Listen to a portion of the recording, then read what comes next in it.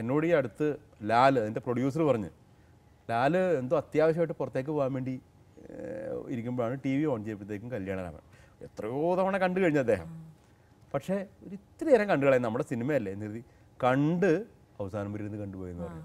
എന്നിട്ട് എന്നോട് വൈകുന്നേരം എപ്പോഴത്തേക്കും ഞങ്ങൾ കണ്ടു പറഞ്ഞു ഒരു ലഡു പോലത്തെ സിനിമ എന്നേ പറയാൻ പറ്റുള്ളൂ. അത് എങ്ങനെ ഇത് ഉണ്ടായി വന്നു എന്നുള്ളത് നമുക്ക് തന്നെ അറിയില്ല. കാരണം നമ്മൾ തുടങ്ങുമ്പോൾ ഇത് ഇങ്ങനത്തെ ഒരു സിനിമ ആകണമെന്ന് ആഗ്രഹിച്ചായിരിക്കില്ല പറയുന്നത്. പല പല വൈകല്യങ്ങൾ ചിലപ്പോൾ ഉണ്ടാവാം.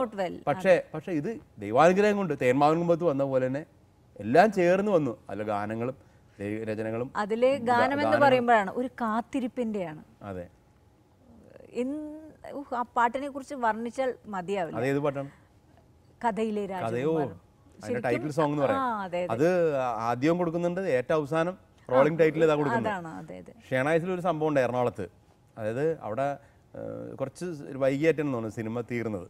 അപ്പോൾ അത് കഴിഞ്ഞിട്ട് സെക്കൻഡ് ഷോ തുടങ്ങാനുള്ള സമയം അതിൻ്റെ പേരിൽ അവരുടെ ടെക്നിക്കൽ പേഴ്സൺസ് അത് ഓഫ് ചെയ്തപ്പോൾ ആൾക്കാർ ബഹളം വെച്ചു. എല്ലാവർക്കും ബസ് വിട്ടു പോകും, അതുകൊണ്ട് നേരത്തെ പോകണം എന്നുള്ള ആഗ്രഹം. ഫസ്റ്റ് ഷോ കഴിഞ്ഞിട്ട് സെക്കൻഡ് ഷോ പോകുമ്പോൾ അങ്ങനത്തെ പ്രശ്നമൊന്നും ഇല്ലാണ്ട് ആ പാട്ട് മുഴുവൻ ഇടണം എന്ന് പറഞ്ഞിട്ട് അവർ നിർബന്ധിച്ച് ഇടിച്ചു.